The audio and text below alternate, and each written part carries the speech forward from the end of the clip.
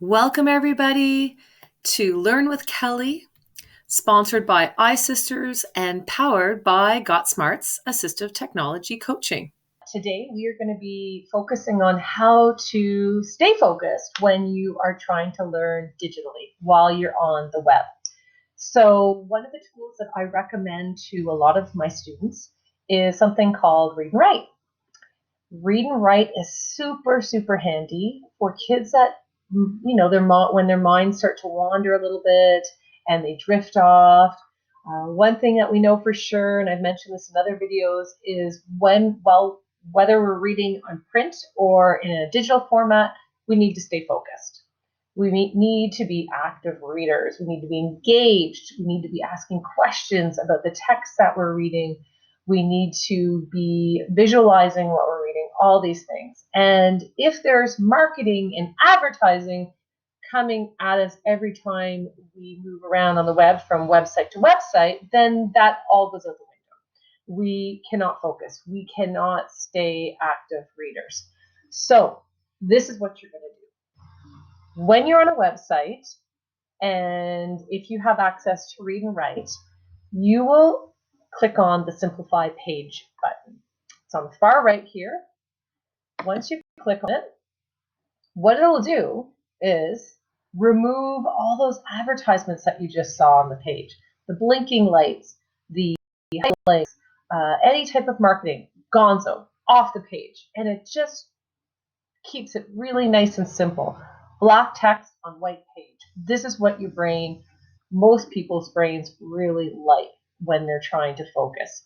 And there's no special effects going on. So once you are on the Simplified Page tab, at this point you can change the color of the font.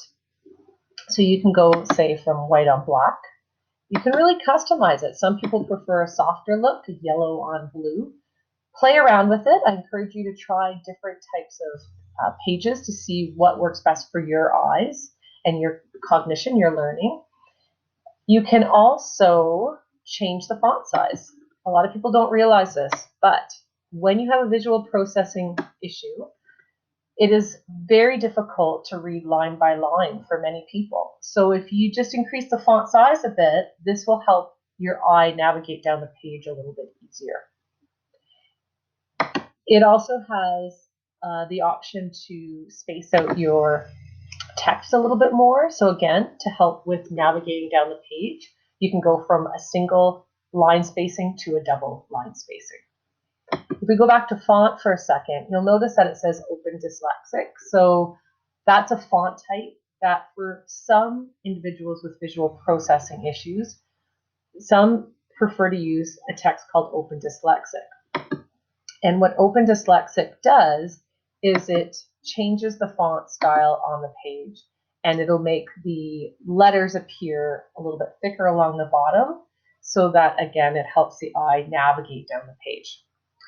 So those are some really interesting options when you are using Texthelp Read and Write to read and collect information off the web. They also have added one other new thing recently that I noticed this morning when I was on preparing for this video, the Discover button. So the Discover button, what it does is it highlights, excuse me, all the keywords that may be of importance to an individual who is reading the text. So it helps the text stand out for important terms that you should zoom in on. And if you don't know what one of the words means that they have underlined, what you can do is actually highlight that word, to go up to dictionary and look for the definition in the dictionary, have it read back to you. Again, helps with comprehension and vocabulary. Biology concerned with the relations between organisms and their. Or you could choose to have maybe a picture revealed that will help with comprehension as well. This is really handy for all students that like visuals when they're learning. It helps the information stick into the brain. And it is also extremely helpful for individuals who are ESL, English as a Second Language. Having the picture, a very simple picture from the picture dictionary, in combination with the word, increases comprehension and also helps with retention for people who have maybe memory issues, that sort of thing. So I hope that little tutorial helps you in terms of helping you read digitally, helping you retain information and increase your comprehension. And please, by all means, if you have any questions, reach out. I'd love to help you and help you use your tools a little bit more effectively when you're learning. Thank you.